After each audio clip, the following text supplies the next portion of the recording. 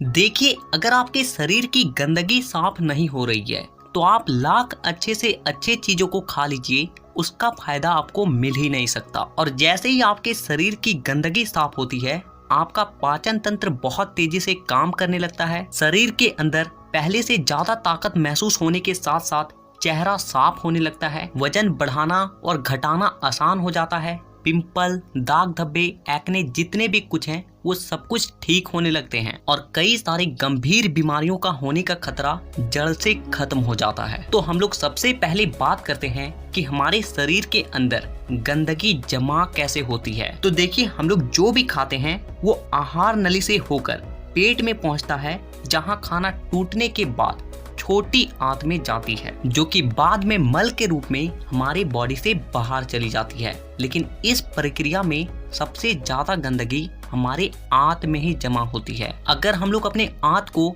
Zoom कर देखें तो वो कुछ इस तरह का दिखाई देता है, जिसमें उंगली की तरह दिखने वाली छोटी छोटी उभार होती है, जो कि एक फिल्टर के तरह काम करती है, क्योंकि इन उभार के अंदर नसें होती है जो कि हमारे शरीर के अलग अलग हिस्सों से जुड़ी होती है और इसी नस के जरिए खाने में मौजूद पोषक तत्वों को खींचकर खून में और हमारे शरीर के अलग अलग हिस्सों तक पहुंचाया जाता है। लेकिन जब हम लोग जाने अनजाने में गलत तरीके के खाने का इस्तेमाल करते हैं तो वो हमारे आंतों में चिपकने लगती है और धीरे धीरे दीवार पर एक मोटी परत बनाकर जमा हो जाती है, जिससे कि जब हमारी आंतें खाने में मौजूद पोषक तत्वों को खींचती है तो उसके साथ साथ गंदगी भी हमारे खून में मिल जाती है और फिर शरीर के अलग अलग हिस्सों में जाकर ये गंदगी जमा हो जाती है। जब ये गंदगी खून के जरिए हमारे लीवर तक पहुंचती है तो फैटी लीवर और जॉन्डिस जैसी बीमारियां होती है। जब ये किडनी में जमा होती है तो किडनी स्टोन और फेफड़े में जमा होने से अस्थमा, और जब खून के जरिए दिल तक पहुंचती है